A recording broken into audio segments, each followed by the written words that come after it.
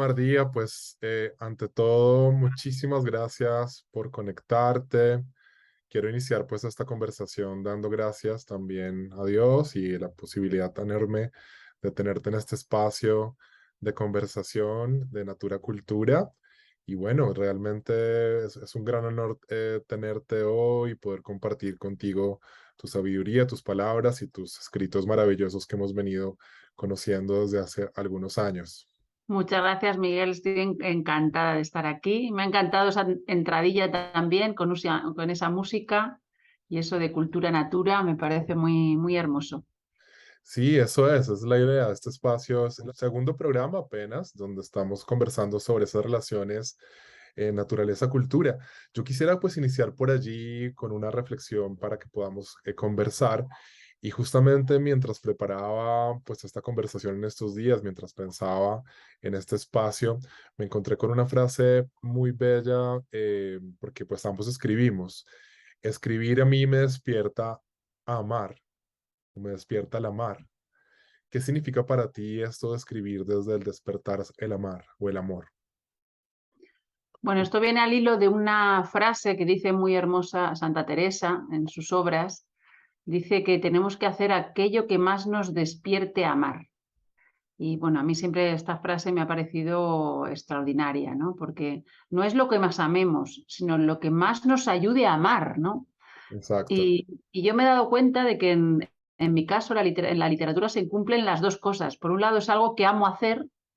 Cuando estoy escribiendo es como que me meto en la eternidad, el tiempo desaparece, ya no hay obligaciones, puedo entrar como en otro mundo, casi entro en otro mundo al escribir y entro como en una conexión muy profunda muchas veces, más fuerte en ocasiones que la que consigo cuando rezo. Y, y a la vez eso como que ensancha mi corazón y me despierta a amar, de tal manera que escribir se vuelve como un acto de amor también, ¿no? Un anhelo de compartirse, pero de compartir lo más auténtico que hay dentro de mí misma o lo más hermoso que hay, ¿no? Y de alguna manera, pues convertirme yo misma en una especie de tubo vacío por el que discurre la vida, ¿no? Claro, en esa medida vamos a una experiencia muy concreta de uno de tus libros que tenemos acá, que es también Peregrina. Y en Peregrina, pues uno percibe cómo hay un vaciamiento, ¿no? En el camino de Santiago, ¿no? Por un lado está la experiencia de la escritura, que te permite como esa profundidad, ¿no? Ese vaciamiento, pero en el camino de Santiago, del cual tú nos has enseñado muchísimo, incluso a quienes no hemos tenido la posibilidad de hacerlo, pero que hemos hecho otros caminos, esta entrega constante, esta posibilidad de vaciarse para abrirse también a esa gracia divina, ¿no? Que nos enseña y nos abre hacia el amor. Así es, en el camino uno está desaguando continuamente lo que es decir, es una muerte constante porque cada paso te desinstala de el espacio que habitabas antes, ¿no? Y entonces, como eso sucede de manera continua y como cada día duermes en un lugar diferente, cada día pues conoces a gente diferente, cada día te tienes que despedir de personas a las que no volverás a ver, pues de alguna manera eso va vaciándote de apegos o pues de nostalgias, te va vaciando y te va abriendo lo suficiente como para esperar lo que ha de venir con el corazón lleno de alegría, ¿no? Yo siempre digo que el Camino de Santiago me enseñó, sobre todo, me enseñó la esperanza, porque la esperanza es una especie de conclusión a la que llega la persona que ha hecho un camino, ¿no? Si en la medida en que tú te vas vaciando, te vas dejando a un lado, vas dejando a un lado todas tus pretensiones, te empiezas a dar cuenta de que la vida te empieza a regalar dosis crecientes de maravilla. y entonces aprendes la esperanza, ¿no? Te das cuenta de que hay algo sosteniéndolo todo, hay un sentido que penetra en tu vida y que te interpela continuamente y que ese destino no es otra cosa que ensanchar el corazón cada día un poquito más para habitar en el amor. Y es ensancharse en el Camino de Santiago. Bueno, sé que lo has hecho recientemente en este verano, estuviste caminando, pero he escuchado también que la primera experiencia fue muy particular. Tu primer Camino de Santiago fue muy revelador. ¿Ha cambiado mucho esta experiencia? ¿Se ha transformado, se ensancharse desde tu primera experiencia hasta esta más reciente en el verano? Sí, ha cambiado muchísimo porque yo habitaba un arquetipo cuando tenía 23 años, yo era una peregrina pura, es decir, yo cogía mi mochila, salía sola, he salido algunas veces pues desde la frontera francesa o desde diferentes ciudades, ¿no? Pero tenía muchos días para caminar sola y yo iba dejándome llevar completamente. Dormía donde el corazón me pedía que durmiese, conocía a la gente que tenía que conocer, dejaba marchar a la gente a la que despedía cada día y no tenía ni días concretos para realizarlo, no estaba limitada por los días ni limitada por los espacios, no había nada planificado. Entonces simplemente me dejaba llevar y había algún momento que me podía convertir casi en el camino, es como que casi desaparecía, ¿no? Me volvía invisible. Y ahí es donde llegaba pues toda la maravilla que conlleva. Y este año lo hemos hecho en familia, con mi marido y Sí. con mis 5 hijos. Ajá, Y entonces ahí es otra historia, porque yo estoy habitando el arquetipo de madre, no el arquetipo de peregrina. ajá. Y entonces yo lo que tengo es que procurar que los niños estén bien, con lo que he tenido que organizarlo previamente. Llevaba ya vistos y concretados los albergues y las etapas y tengo que, digamos, ponerme al servicio también de las necesidades de ellos y de la edad que tienen y si pueden o no caminar mucho, es otra historia totalmente distinta. Pero también cargada de bendición. Qué bello. Bueno, sé que el verano ha estado especialmente duro, ¿no? Hace unos meses ya estaba bastante intenso el calor, pero supongo que esa experiencia también de caminar en familia, de superar la dificultad a veces también, los niños creemos que no van a hacerlo, pero hay momentos en que, claro, es difícil, pero van más allá incluso de de las propias expectativas que pueden tener los padres. La experiencia de caminar con los niños, ¿cómo es? ¿Cómo fue en el Camino de Santiago? Cuéntanos un poco lo que nos puedas compartir. Bueno, primero que una cosa muy interesante es que yo pensaba que íbamos a estar más limitados por las capacidades de ellos y Ujú. sin embargo hacíamos 15 kilómetros al día y luego nos echaban la siesta por la tarde, o sea, les sobraba fuerzas. Eso Sí, me he dado cuenta casi desde el primer momento, les sobran fuerzas, o sea, no tienen ningún problema en andar 15, 20, 25 kilómetros. Tengo uno con 5 años porque la pequeñita que tiene 3 ha hecho parte del camino en el carro, pero el que tenía 5 años hacía la etapa completa y aún así luego por la tarde pues había que buscar cosas que hacer con él porque le apetecía estar corriendo todo el rato, ¿no? sí, Luego después también es muy hermoso observar cómo se despliega la personalidad particular o el alma particular que trae cada persona al mundo, ¿no? Y entonces cada niño, como cada persona, lo vive de manera totalmente diferente. ujú, Mientras que a uno lo que le gustaba era que podía estar caminando en silencio y pensar en sus cosas, sí, a otro lo que le gustaba era ir sellando de albergue en albergue, porque eso era muy motivador para él. A la niña lo que le gustaba, a la niña mayor lo que le gustaba era como, o sea, ella asumía que el camino le estaba enseñando cosas y estaba muy atenta a qué le podía enseñar el camino cada día. Y la pequeñita pues estaba todo el día pendiente de las flores, las piedras, las conchas cuando llegamos a Finisterre, etcétera, ¿no? Cada uno lo vivía de manera totalmente diferente y cada uno tenía unas pruebas particulares, ¿no? Y esto es la vida. Todos somos diferentes, todos estábamos invitados a hacer un camino, pero a la vez nuestra alma es única, no hay fotocopias, ¿no? Y se trata de descubrir qué es eso que trae nuestra alma en particular, ¿no? Esa piedra preciosa que solo existe dentro del corazón de cada uno y no existe en ningún otro sitio, ¿no? Eso se revela de manera muy clara en el Camino de Santiago. claro, tú has mencionado en algunas conversaciones que he escuchado incluso la importancia que puede tener el camino y que debería tener el camino en la educación, ¿no? que en España en particular, pero yo pienso en otros caminos acá en América Latina, de espacios donde podamos caminar y a partir de ese encuentro directo con la tierra y con el cielo, con la naturaleza en sí misma, los bosques, los lugares que uno atraviesa. Allí hay también unas formas de aprendizaje muy particulares donde emergen como todas esas cualidades muy particulares de cada persona. ¿Cómo es esta relación o realmente lo están viviendo ustedes allí un poco más en España de poder aprender también a partir de los caminos? ¿Esto se vive en los colegios o es una experiencia mucho más particular de tu familia y algunas familias? Bueno, el Camino de Santiago en España tiene mucho éxito, ¿no? De hecho, Bien. se están abriendo cada poco tiempo, se abren caminos nuevos, pues que van de diferentes zonas de la península hacia Santiago, ¿no? Entonces, tiene mucho éxito, gusta mucho y cada vez hay más gente a la que dedica las vacaciones de verano a hacer el camino, ¿no?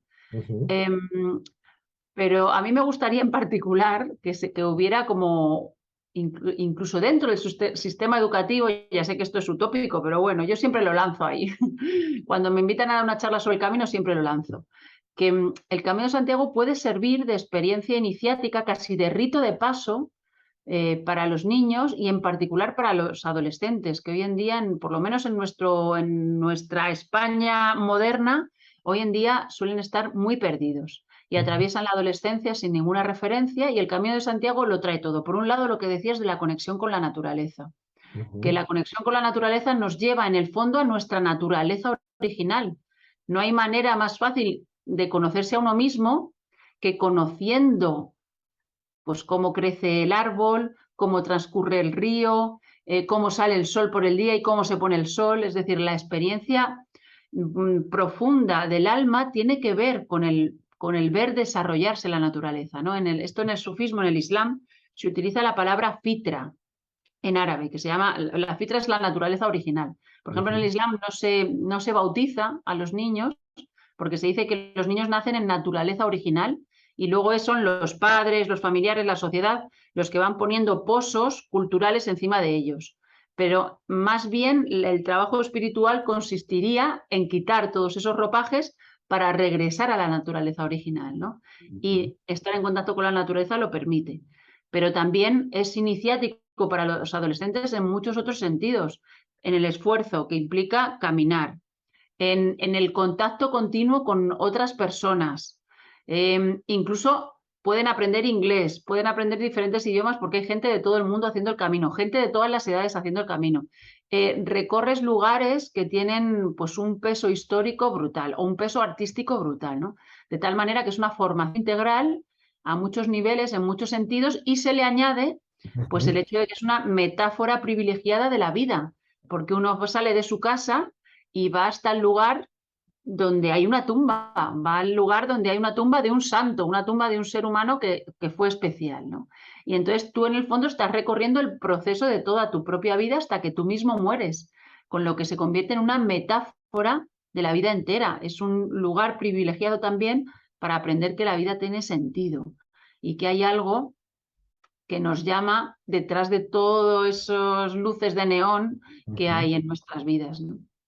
Bueno, justamente esta conversación que también está dedicada a algunos estudiantes con los que venimos trabajando crítica y literatura latinoamericana, y hemos venido conversando sobre la dimensión sapiencial de la literatura, ¿no? Y la dimensión sapiencial también de la educación. Pienso que en alguna medida la educación convencional se nos ha vuelto, digamos, de alguna manera, muchos conocimientos o acumulación de conocimientos, pero se ha perdido como esa dimensión sapiencial. Cuando uno piensa en esta experiencia que tú nos cuentas de la apertura, ¿no? De esa apertura del alma y de las personas hacia la naturaleza, hacia el mundo a través del camino, uno comienza a pensar en qué medida la educación convencional, por ejemplo, que está reducida a veces a aulas de clase, a espacios hiperinformáticos, lo cual no está mal el uso de los computadores, lo estamos haciendo ahora, pero la hiperinformatividad, los espacios cerrados, de alguna manera tienden a ahogar, de acuerdo con los estudiantes, también muchas de sus expectativas para sacar o para dejar surgir como esa creatividad o esas formas de conocimiento que también son a priori, que están dentro de nosotros, ¿no? Y que de alguna manera la educación no siempre permite que salgan, sino que a veces reprime a través de ciertos tipos de sistemas, pues que son más cerrados. En particular después de la pandemia, nosotros vivimos acá en América Latina grandes ciudades como Santiago de Chile, como Bogotá, como Quito.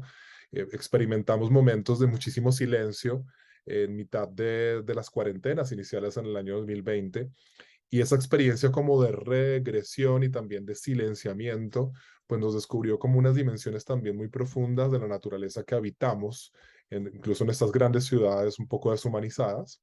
Y por otro lado, ahora que estamos volviendo recién en 2022 a las aulas presenciales, otra vez a los espacios de encuentro persona a persona, pues nos preguntamos justamente esto, ¿no? ¿Qué medida hemos aprendido o podemos seguir aprendiendo de esa experiencia que todavía seguimos viviendo en muchos lugares del mundo porque la pandemia no ha terminado, de una educación que sea más abierta, no solamente simbólica, sino literalmente, ¿no? Como volver al caminar, reencontrarnos con la sabiduría misma de la conversación, los espacios de naturaleza en los bosques, el caminar. Entonces creo que tú nos estás dando acá y propones algo muy, muy importante al pensar esto, que ojalá no sea una utopía, sino sea una realidad cada vez más, de esa posibilidad de conocernos a través del caminar y el abrirnos. ¿Qué piensas tú de estas relaciones después de la pandemia y de los encerramientos que vivimos con la apertura, con el reencuentro? ¿Qué hemos aprendido y en qué medida, cómo lo están viviendo ustedes también allí después de esta etapa que fue un poco de encerramiento, ¿no? Y ahora volverse a abrir. Bueno, eso es interesante porque, bueno, ha sido complejo. Yo el encerramiento a veces lo viví Ujú. en positivo. Había una dimensión positiva y es que nos permitía a todos pararnos, reflexionar sobre quiénes somos y en una sociedad en que todo va tan deprisa, Sí, de repente centrarnos en lo esencial. Había esa oportunidad, ¿no? Y pensé que mucha gente, a pesar de todo el dolor, de muertes, etcétera, etcétera, pensé que mucha gente lo iba a aprovechar, ¿no?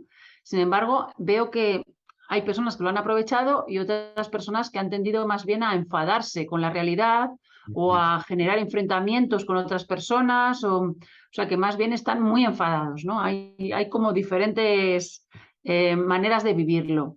Sí siento, y esto lo vivo y lo siento particularmente, pero lo he vivido también en la gente que tengo alrededor, que ha habido una crisis profunda que ha sido, por un lado, sanitaria, que parece que, por lo menos en Europa, va a derivar en una crisis económica fuerte, pero también es una crisis espiritual, una crisis pues de sistema, una crisis sistémica, una ujú. crisis de hacia dónde vamos, qué queremos.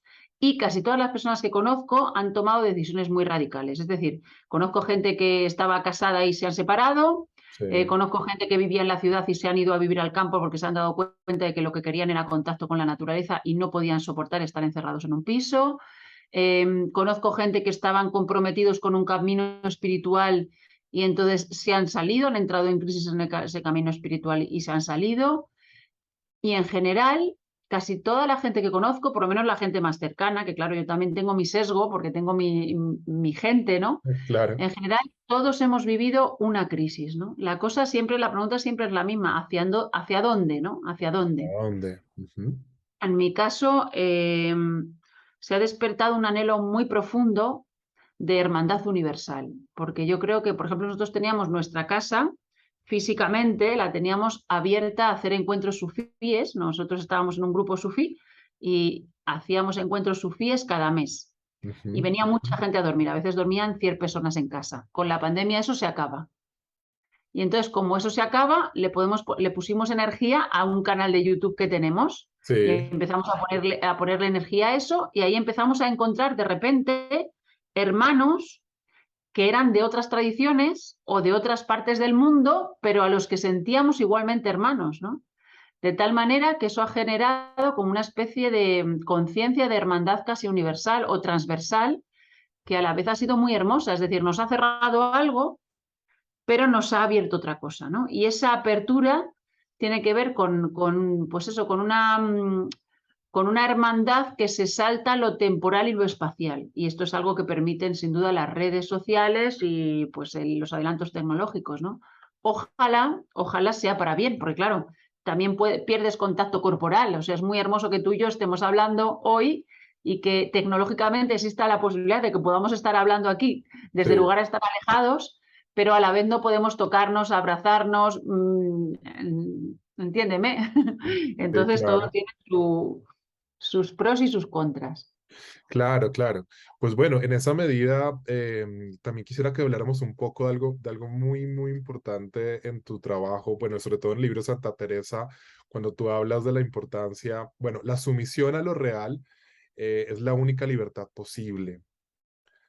Cuando hablamos de la sumisión a lo real en contexto contemporáneo, en clave contemporánea, porque, por ejemplo, nosotros que estamos, digamos, en espacios donde hay muchas posibilidades de escapar, ¿no? Pero tú decías en algunas de sus conversaciones, no escapar, ¿no? Concentrarse, aceptar lo real y encontrar desde ahí la libertad. ¿Nos podrías como ampliar un poco esta reflexión sobre la sumisión a lo real es la única libertad posible que viene del libro de Santa Teresa, me acompañó, cómo Santa Teresa me acompañó al sufismo?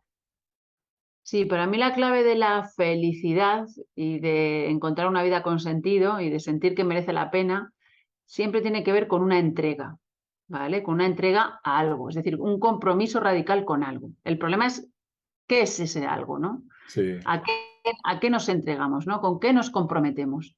Claro, hay gente que se compromete a fondo con su equipo de fútbol y entonces se hace socio del equipo de fútbol, no se pierde un partido de su equipo de fútbol y ahí está su entrega. Hay gente que tiene unas entregas como más, digamos, elevadas, ¿no? Por ejemplo, la entrega a una vida familiar.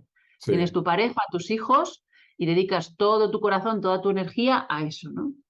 Y entonces hay diferentes niveles. Hay gente que no es capaz de entregarse a nada porque nunca ha llegado a estar lo suficientemente tranquilo consigo mismo y con su vida, ¿no? Y se tira toda la vida dando vueltas sin ser capaz de comprometerse a nada. En el mundo en que vivimos hoy eso está empezando a pasar mucho, de tal manera que todo se retrasa el emparejarnos, se retrasa el tener hijos, se retrasa el tomar decisiones, porque no queremos dejar ninguna puerta cerrada, ¿no?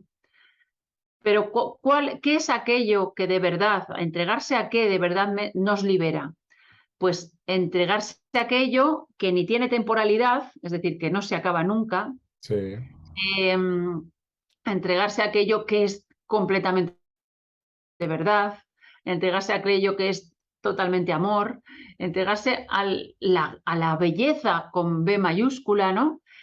Y eso, que eso podríamos llamarlo Dios, en la medida en que uno lo hace, porque esto es una elección que hacemos cada día y casi siempre erramos, pero hay momentos en la vida, instantes en los que de repente parece que sí, que nos hemos entregado a eso. En la medida en que uno lo hace, de repente él respira, pero respira como nunca respiró antes, ¿no? Respira como si su respiración estuviera hecha de agua cristalina o de ríos de amor, ¿no? Porque se da cuenta de que es eso lo que más le corresponde al corazón humano, ¿no? Y que eso es la vida de verdad, y que esa es la vida que merece la pena, ¿no? Y lo demás lo vives desde ahí. Entonces a ella no sobra nada. Es decir, la vida familiar puede ser un camino místico, aunque parece que muchas veces la gente lo ve como algo contrapuesto, pero puede ser una vía mística, siempre y cuando tú utilices esa circunstancia concreta para reflejar todo eso que hay en la eternidad, en la belleza con B mayúsculas, el amor con A mayúscula, ¿no? En la medida en que tú te conectas con lo otro, todo lo que haya en tu vida concreta se llena de luz, ¿no? Y hay una posibilidad, si da igual cuál sea tu trabajo, puedes tener un trabajo que a ti te parezca muy alienante, pero también tienes una oportunidad de llenar ese trabajo de luz. Sea claro. lo que sea que tú estés haciendo ahora mismo, tiene una oportunidad de ser llenado con la luz, ¿no? Entonces, esto nos permite unir el cielo con la tierra. Y yo creo que no hay otra vía espiritual. La Ujú. vía espiritual del evasivo, claro que hay gente pues hay gente que es ermitaña, porque su alma va con eso, claro que sí. Está, ajá, Pero tenemos mucho peligro hoy en día, como somos tan intelectuales y vivimos tan en el plano como abstracto, de evadirnos hacia lo espiritual y en realidad de estar siendo poco espirituales, porque en realidad lo verdaderamente espiritual siempre tiene que unir el cielo con la tierra o la materia con lo que llamaríamos espíritu. Claro, y cuando tú relees la obra de Santa Teresa, hay algo muy bello que son las metáforas del matrimonio y la maternidad, para hablar justamente de esa unión con el cielo, del cielo con la tierra y la espiritualidad.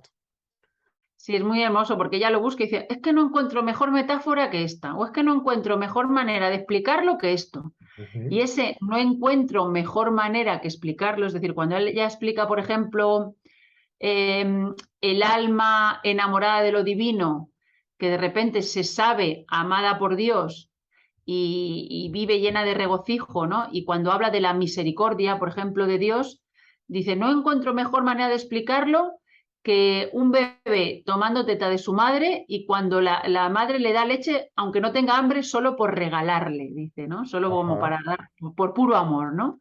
Y eso es lo que mejor explica para ella la misericordia divina, ¿no?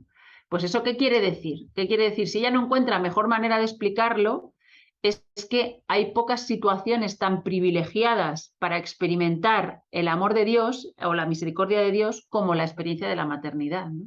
Ujú. Igual con el matrimonio. Es difícil experimentar aquí en la tierra momentos de tanta cercanía o unión, digamos, del alma con Dios o del cielo con la tierra, como en el matrimonio. Pero claro, ese matrimonio tiene que estar siempre puesto al servicio de lo absoluto, ¿no? De lo eterno. Claro, y tenemos ejemplos muy bellos también en el hinduismo, por ejemplo, Ramakrishna y la madre, ¿no? Que fueron una pareja pues muy, muy profunda. El propio Vivekananda, que fue discípulo de Ramakrishna, también mencionaba, ¿no? Que el camino espiritual también estaba en la familia. ¿En qué medida nos fuimos como alejando de esas posibilidades? Sabemos, por ejemplo, que en España un momento muy particular donde se acercaron profundamente algunas de las tradiciones espirituales más importantes, ¿no? Del mundo, el judaísmo, el cristianismo, el islam, pero desde la perspectiva también sufi, Ibn Arabi, que tú pues conoces muy bien su obra.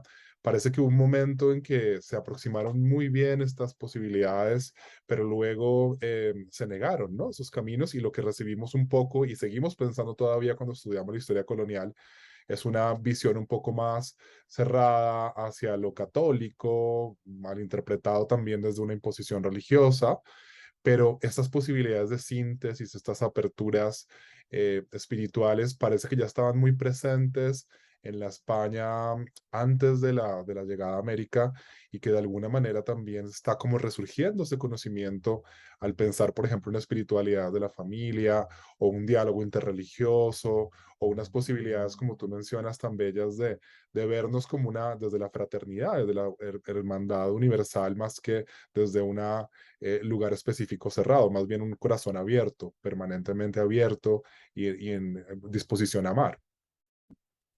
Sí, sí, bueno, esto es precioso porque te pones a estudiar, yo qué sé, el siglo XI, XII, tampoco fue, en el mundo musulmán había muchas sombras también, en la historia del mundo musulmán de Al-Ándalus Sí, eh, había muchas sombras porque siempre había como grupos de juristas muy ortodoxos que hacían que al final los grandes místicos casi siempre se tuvieran que exiliar, o sea que había mucha sombra, ¿no? Y sí. había sombra en todas las ramas, ¿no? Pero, por ejemplo, un Ibn Arabi, que es un hombre del siglo XII, XIII, que sea capaz de decir cosas como que, o sea, él dice que su corazón es capaz de todas las formas y dice que cualquier creencia no puede agotar nunca la grandeza de lo divino, de tal manera que no podemos quedarnos apegados a una sola creencia porque perderíamos a Dios. Ujú. Y sin embargo, Dios utiliza nuestra creencia limitada para llegar a nosotros. Esta es la misericordia de Dios, que aunque nuestra creencia sea muy estrecha y muy limitada, utiliza ese límite que nosotros le ponemos para llegar a nosotros, ¿no? Entonces, este Ibn Arabi, con siglo XII-XIII, era capaz de una apertura espiritual que dices, pero bueno, y luego decimos que la Edad Media era oscura. O sea, es que es alucinante, ¿no? Y Ujú. esto se veía mucho en el, pues en lo llamaríamos España, pero claro, no era España. Lo que hoy es la península ibérica de la época, se ve mucho y se ve mucha cercanía también entre los autores sufíes y entre los grandes filósofos musulmanes de la época y los grandes filósofos judíos o incluso los cabalistas, ¿no? De tal manera que algunos tratados son casi indistinguibles. Y cuando después entró ese momento histórico, entró en crisis y ya empezaron a echarlos a los unos y a los otros, los que traducen para Europa todo el conocimiento filosófico y matemático y astronómico, etcétera, etcétera, de los musulmanes van a ser los judíos, es decir, los que cogen el legado de toda la sabiduría musulmana y la trasladan a Europa. Y esto en el fondo es la fuente también del Renacimiento italiano, van Sí. a ser los judíos, ¿no? Los judíos toman todo ese legado. Entonces, bueno, había una colaboración estrecha entre filósofos, una apertura de miras. Es de una belleza, eh, es que es sublime, ¿no? Sublime. A mí, a mí me maravilla, o sea, todos estos grandes filósofos y místicos del siglo XIII, XII me parecen maravillosos.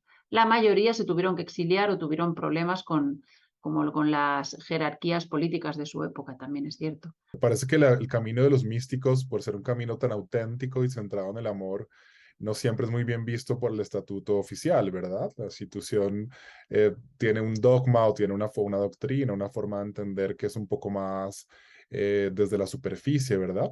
Pero de alguna manera el camino místico en la búsqueda del amor auténtico y la búsqueda de una experiencia, más que una búsqueda, el encuentro real con Dios y el encuentro profundo, siempre es como inquietante para las visiones un poco más oficiales, ¿no?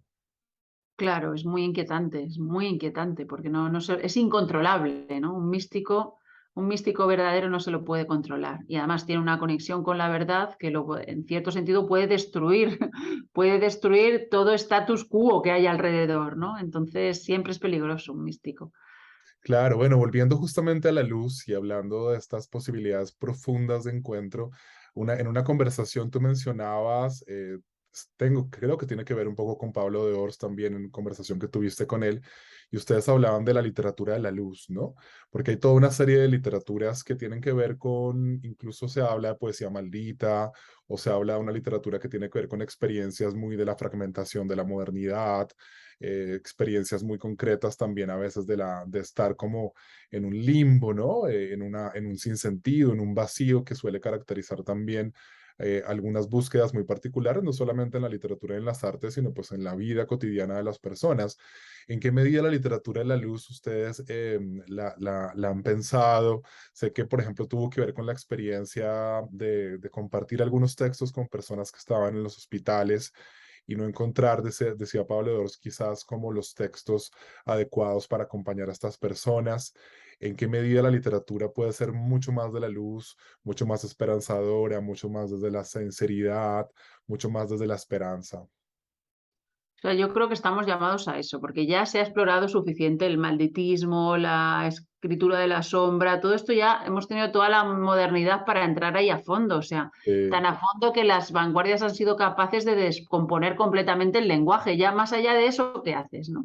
Entonces yo creo que ahora estamos llamados a manifestar como a través de la literatura, manifestar esperanza, manifestar sentido, porque vivimos en un mundo que está muy desvinculado del sentido, está muy desvinculado de la unidad, está desvinculado del amor con mayúscula, y entonces yo creo que hay una llamada para los artistas de recuperar todo eso. Está desvinculado de la belleza, incluso el arte actual está desvinculado de la belleza, que cómo es eso posible, ¿no? Entonces, cada uno, en la medida de lo posible, sí que está llamado a conectar su corazón con algo que merezca la pena ser contado y luego contarlo, ¿no? Para mí esto sí es esencial. Es decir, yo siempre he tenido vocación escritora desde muy jovencita, ¿no?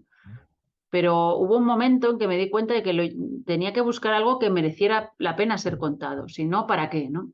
claro. Entonces, ¿para qué vamos a estar ahí añadiendo más oscuridad al mundo? Hombre, puede tener su utilidad, porque a veces a uno le ayuda a ver que hay oscuridad en el corazón de un escritor igual que en su propio corazón. A veces eso es terapéutico también, ¿no? Sí, Pero, pero ya tenemos de sobra, ya tenemos de eso de sobra. claro. Sí. Entonces, vamos a intentar lo contrario, elevarnos desde lo que escribimos y ayudar también al lector a que encuentre lo más bello que hay en su alma, ¿no? Cuando nos lee. Algunos estudiantes de la clase de literatura te enviaron algunas preguntas, escogí dos, y tú puedes decidir cómo, si quieres contestar las dos o una sola. La primera es, ¿crees que el reconocimiento de nuestra madre como nuestra creadora nos acerca a una espiritualidad diferente? Yo creo que Dios es madre y padre al mismo tiempo, ¿no? Sí, Pero, digamos, en nuestro imaginario, Dios es como padre, todavía en nuestro imaginario. O sea, yo le pregunto a mis hijos, a ver cómo es Dios, y entonces dibujan, y la mayoría de la gente dibujaría un señor con barba sentado en una nube o algo así, claro, ¿no? lo que hemos visto en En las el, iglesias. en el imaginario colectivo, Dios es sobre todo padre. Sí, Sin embargo, Dios es madre también, diosa madre, ¿no? El Dios Padre es más bien, o se suele vincular más bien, todo esto es arquetípicamente, ¿no? Y teniendo en cuenta que nada, o sea, no es nada absoluto, suele estar vinculado como con el juicio. Y el Dios Madre suele estar vinculado con la misericordia, ¿no? Entonces hay un Dios del castigo y un Dios de y una diosa de la misericordia. Normalmente se suelen vincular así, ¿no? Yo creo que vivimos en una época en que la llamada, yo no sé si esto tiene que ver con algo de la era de Acuario o qué, pero la llamada es a que prevalezca o a tener más en cuenta a la diosa madre, a esa diosa de la misericordia. Y eso tiene que ver con la unión con la naturaleza también, con el cuidado del mundo y de la tierra en la que vivimos, pero tiene que ver también con darnos cuenta de que todos somos amados por el mero hecho de haber sido creados, es decir, estamos aquí como producto de un amor grandísimo, ¿no? Que nos sustenta. Y eso llena la vida de sentido y de alegría, ¿no? Y nos permite también no odiarnos tanto a nosotros mismos, porque muchas veces quien odia al mundo o quien odia a los demás, en el fondo se odia también a sí mismo. Si tú has aprendido a amarte, también amas. Es imposible amarte de verdad y no amar, porque si te claro. amas de verdad es porque sabes que estás hecho por ese amor. Y si sabes que estás hecho por ese amor, pues amas al mundo entero, ¿no? Entonces yo sí siento que ahora tenemos como un signo de los tiempos, el signo de los tiempos tiene que ver con acudir más a esa diosa madre o esa diosa de la misericordia, sosteniéndolo todo. Claro, y aquí en Colombia lo vivimos mucho desde algunos programas. Yo tengo la fortuna de aprender más que de enseñar en contextos educativos interculturales, sobre todo con los pueblos indígenas. Y uno de los programas principales que existe es la pedagogía de la madre tierra, ¿no? Entonces, Ujú, partir justamente de esa relación con la tierra y en qué medida ujú. nosotros también tenemos que sanar esa relación, no solamente con la madre física, las madres, o ese Dios madre también, sino la tierra en sí misma como esa entidad o esa fuerza, esa Gaia, ¿no? Que llaman en Europa también, que de alguna manera hemos pisado, ¿no? Cuando tú hablas de la importancia de sacralizar la materia, creo que también tiene que ver con eso, porque materia, madre, ¿no? Esta tierra que hemos convertido en recursos, nosotros nos estamos cada vez más como obviando esta palabra de recursos humanos, recursos naturales, canasta de recursos, un lugar de explotación, que se ha naturalizado hasta el punto de pensar que es simplemente algo de lo cual podemos sacar todo el tiempo, como una teta que siempre se puede sacar leche y en qué medida las experiencias que hemos vivido en los últimos años, ahora que estamos viviendo el cambio climático, el antropoceno, pues nos damos cuenta también de la necesidad de reconectar con la naturaleza y nosotros mismos reconocernos como naturaleza. Y la experiencia que surge en uno y otro colectivo siempre es una experiencia muy de la naturaleza como madre. Pero por otro lado, tanto en el reconocimiento de la Madre Divina, en sus diferentes formas, como en la naturaleza como madre, Madre Tierra o Pachamama, como la llaman los amigos del Perú, también es como un resignificar la figura del Padre, ¿verdad? Y la presencia del Padre. Porque si no reconfiguramos nuestra relación vital, espiritual, emocional con la tierra, o digamos, tampoco podemos reconsiderar, reconfigurar y resentir la relación con el padre. Entonces, como que todo realmente va muy conectado y no sería solamente centrado en la figura de la madre, sino justamente en la figura del padre a través de la resignificación de la relación con la madre. Aquí lo vivimos muy particularmente desde esto que yo te cuento, la madre tierra. ¿Ustedes lo viven también un poco allí? La experiencia de pensar lo divino en la tierra, la naturaleza, ¿cómo lo ves tú? Sí, aquí hay movimientos. Lo que pasa es que no hay una vinculación tan fuerte con un pasado indígena cercano, ¿no? Sí, Entonces cuesta un poco más.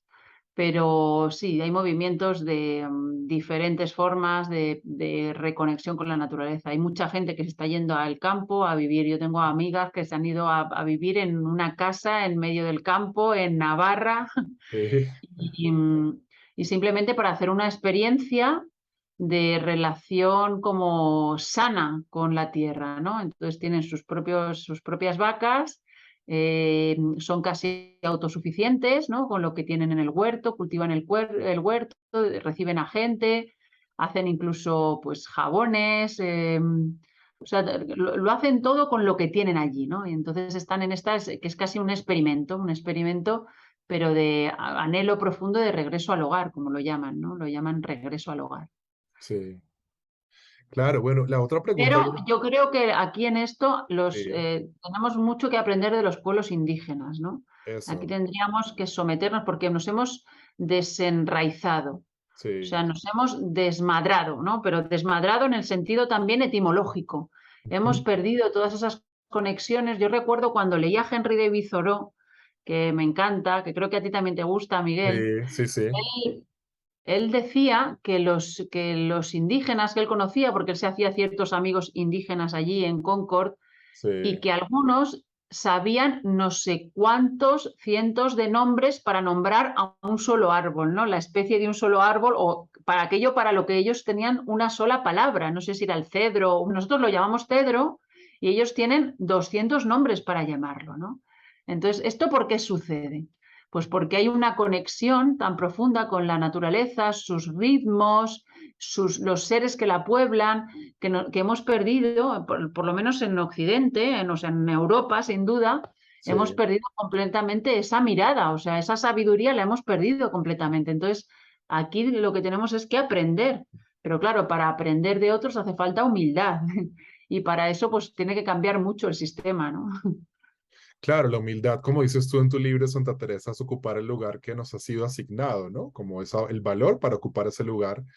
Y sin duda, en las conversaciones que hemos tenido y que solemos tener con las mujeres, sobre todo de los pueblos indígenas, mujeres jóvenes que están también repensando esa relación con los valores que en algunos casos se perdieron, porque el proceso mismo de la pérdida, por muchas razones históricas de sus tradiciones, ha implicado también un renacer, un reinvestigar, un reconsiderar.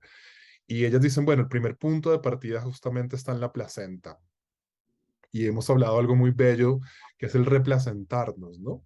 ¿En qué medida, por ejemplo, nosotros acá, si vamos a un hospital, nosotros cuando tuvimos a nuestra pequeña Amalia, solicitamos la placenta de su mami y no era como bien visto, digamos que era una práctica que no es aceptada, es visto como un desecho tóxico, incluso es duro decirlo así, pero así lo ven en algunos hospitales. Y la única forma de tener la placenta es argumentando alguna diferencia religiosa o algún pensamiento, digamos, particular para que pueda ser considerada la posibilidad de ser entregada la placenta. En algunos casos se logra, en otros casos no se logra. Pero las mujeres de las comunidades siempre han dicho esto en las últimas conversaciones, ¿no? El primer punto sería como replacentarnos, ¿no? Como tomar contacto realmente con esos orígenes, dónde están nuestras placentas. Para pensar en el arraigarnos o el recuperar las raíces, tendríamos que comenzar a pensar dónde están nuestras placentas y los que podemos tener el acceso a las placentas, sembrarlas en los lugares donde realmente podemos construir esto que tú llamas la humildad, ocupar el lugar que nos ha sido asignado.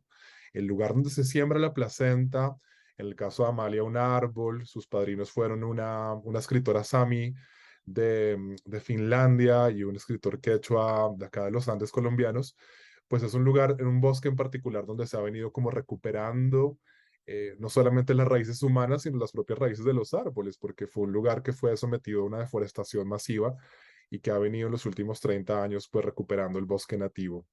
Y allí se sembró esa placenta pensando en que ese proceso de recuperación, de esa reforestación de la imaginación, como lo llamo yo, tiene también que ver con nosotros. O sea, que el crecimiento del árbol y el recrecimiento de los bosques no es algo aparte de nosotros, sino que es algo que crecemos con los árboles, crecemos con los niños y pasa por el replacentarnos.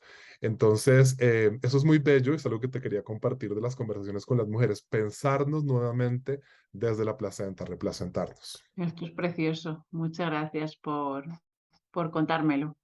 También quería Sí, decir al hilo de esto, en árabe, la palabra que tiene que ver con la misericordia divina, ¿no? Siempre se empiezan los capítulos del Corán, por ejemplo, se empiezan Bismillah, Rahman y Rahim, ¿no? ujú, Ese Rahman y ese Rahim, RHM, ¿no? Lo que nosotros oímos como RHM es una raíz trilítera, y nombra también, Rahim nombra también al útero o a la matriz, ¿no? Entonces, ujú. de tal manera que se vincula directamente a la matriz o a la madre con la cualidad de la misericordia, ¿no? De la compasión y de la misericordia. Claro. Bueno, la otra pregunta va por allí también, porque tiene que ver nuevamente, estamos hablando del amor, de la luz, de la tierra, de la madre y del padre.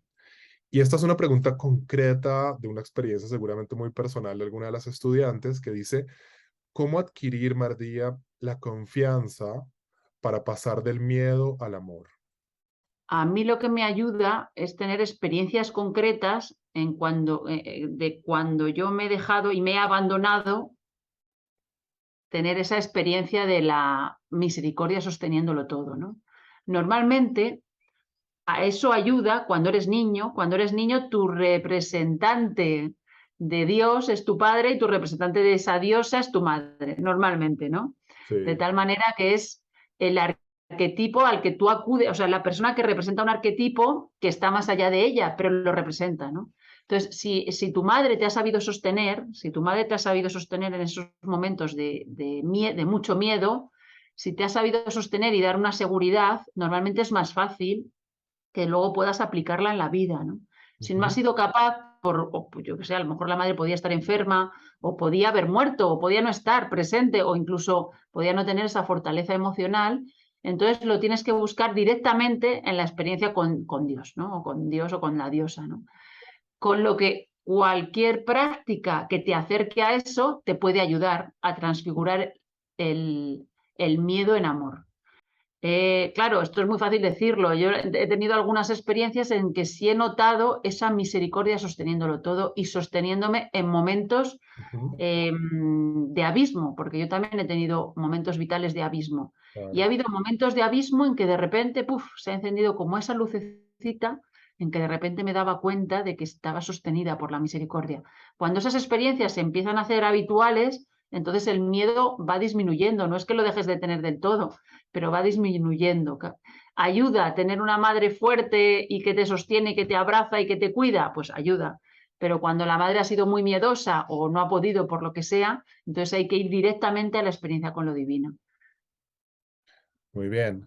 Bueno, ya para ir cerrando, Mardía, sí, quisiera volver un poco a lo que tú ya mencionaste de Thoreau, ¿no?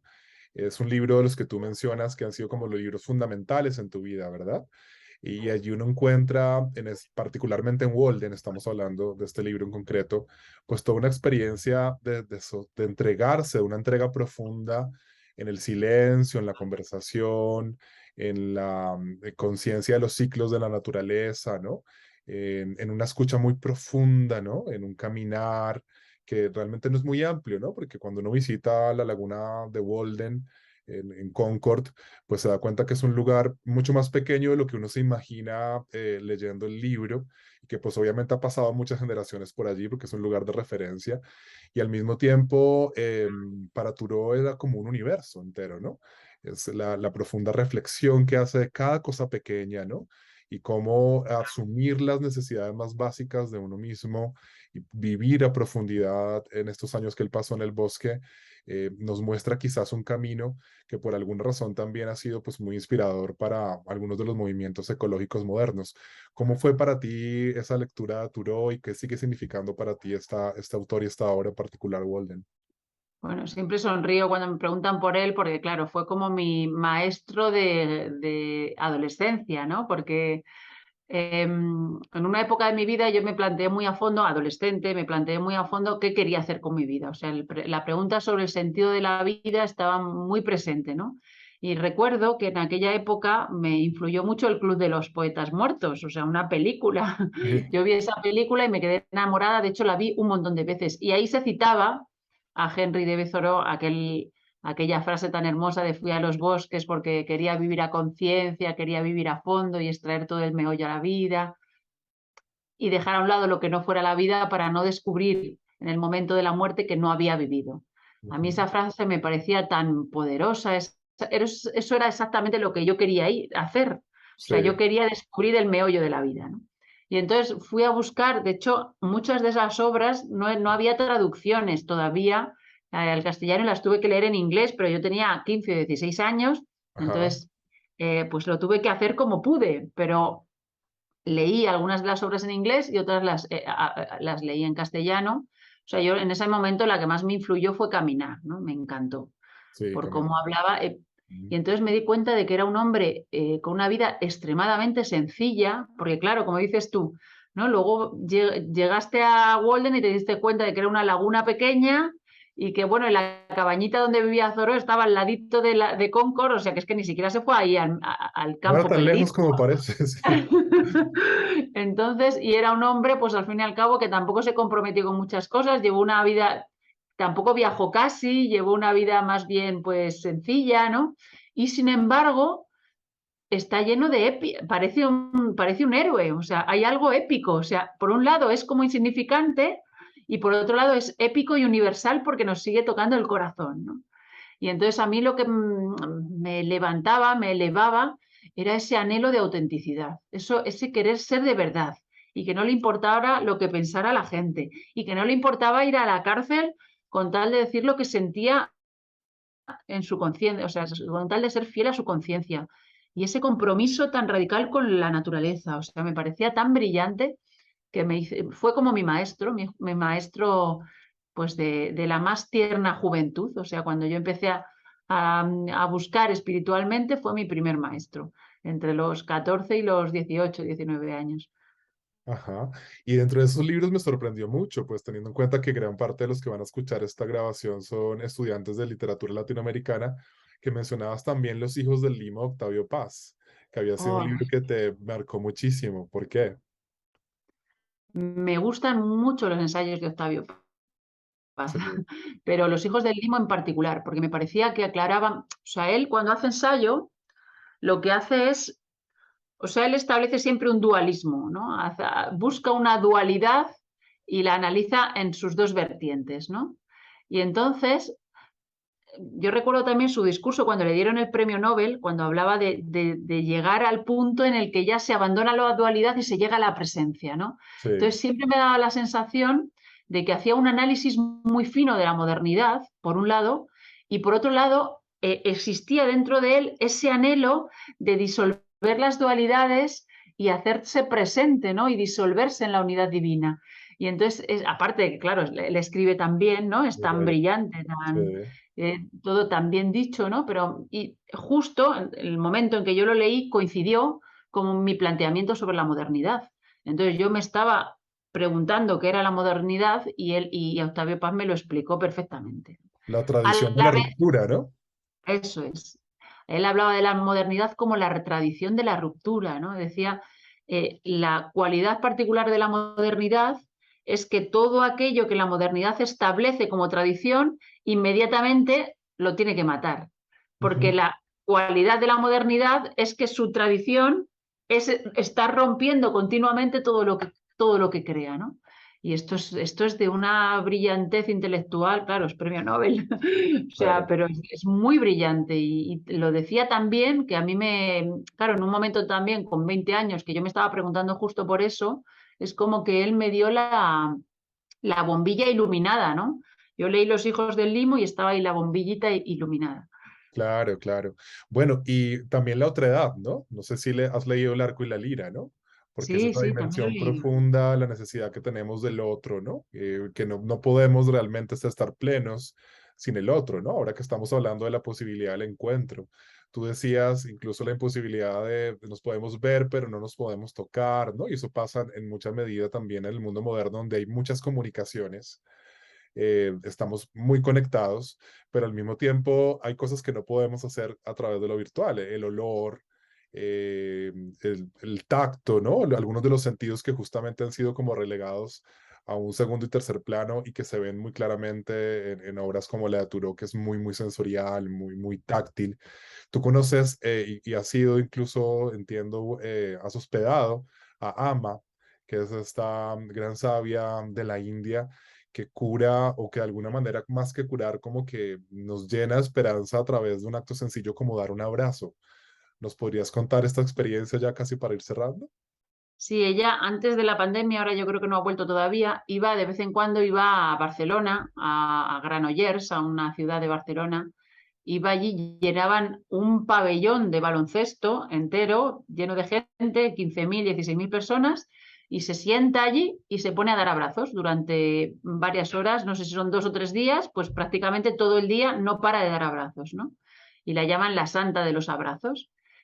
Nosotros experimentamos su abrazo, tuvimos suerte porque fuimos con los 5 niños, pero bueno, teníamos un canal de YouTube, preguntamos si podíamos entrevistarla, nos dijeron que no, pero que a Amma le gustaban mucho las familias y entonces nos dejaron como ir justo al principio, ¿no? Cuando ya estaba empezando a abrazar, nos colaron un poco, ¿no? Para que pudiera abrazarnos a los 7 juntos, ¿no? Y el abrazo fue, bueno, primero, cuando ella accedía al pabellón, la energía de todo el mundo cambiaba. Era como si la gente estuviera alborotada, hablando, diciendo cosas de más, y de repente simplemente con la presencia de ella, todo se llenaba de paz, cambiaba como hasta el color de las cosas. O sea, era una cosa. Yo esto lo he experimentado con otro santo que conocí, Maulana Sheikh Nassim, que sucedía algo similar, ¿no? Es como la presencia de un ser humano tan puro lo purifica todo con su mero estar, ¿no? Y luego ya, cuando nos dio el abrazo, yo me quedé durante un rato sin palabras, o sea, pero digo sin palabras, o sea, que no podía hablar. O sea, y luego después incluso tartamudeé varios minutos pasado 1 o 2 horas del abrazo de ella, ¿no? Esto es lo más tangible que puedo contar, pero fue una experiencia muy hermosa y luego llena de sentido, llena de sincronías antes y después, llena de bendición antes y después, es decir, abrió puertas, cerró heridas, fue muy, muy hermosa la experiencia. Muy, muy bello. Pues Martía, muchísimas gracias por compartir siempre, no solamente en este espacio, pues siempre es una mujer tan abierta y con tantos enseñanzas, con tanta lucidez y ternura a la vez, pero también por la apertura en tus libros, ¿no? Porque efectivamente acá en Colombia no es muy fácil conseguir tus libros. Ojalá ahora con las posibilidades de las redes y de los envíos sea mucho más factible y este programa le llegue a muchos lectores. Pero lo que yo encuentro es una gran entrega, ¿no? A la hora de escribir, una gran desnudez en el sentido espiritual profundo, de hacerse preguntas, de tocarnos el corazón. Sin duda, una literatura de la luz. Muchísimas, muchísimas gracias por todas tus enseñanzas y esperamos realmente de corazón que puedas también visitarnos por acá en los Andes y esas enseñanzas del Camino de Santiago que también se puedan como replicar en los caminos a Teyuna, acá en la Sierra Nevada de Santa Marta, en el Capacñán, que es el camino grande que conecta a Colombia hasta Argentina a través de los Andes y que entre otros lugares pasa por Machu Picchu. Y nos encantaría poder, pues, más adelante, cuando hayan crecido un poco más los chicos, que puedas visitarnos con la familia y seguir compartiendo este peregrinaje también ya un poco más de cerca. Muchas gracias, ojalá lo lanzo así, lo lanzamos ¡puf! Al cielo a ver si nos lo permite alguna vez, ¿no? Y Miguel, un placer hablar contigo.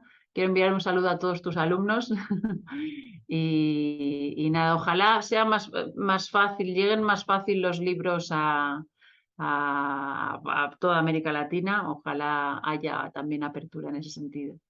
Y gracias de corazón. Que así sea, un abrazo.